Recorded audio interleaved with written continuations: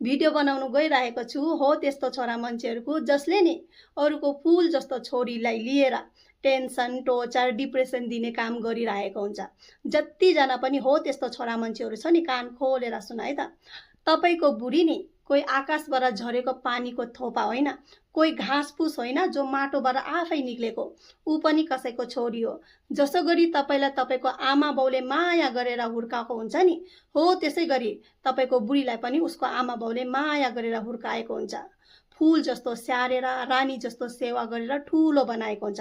अरूको छोरीलाई बिहे गरेर लिएर टेन्सन, टोर्चर, डिप्रेसन दिने छोरा मान्छेहरू कान खोलेर सुन।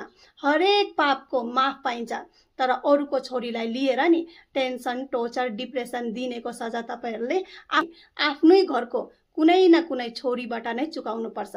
यदि चाहनुहुन्छ कि तपाईहरूको घरको कुनै पनि छोरी चेलीले दुःख नपाओस्, त्यसो भने अरूको छोरीलाई पनि दुःख नदिनुहोस्।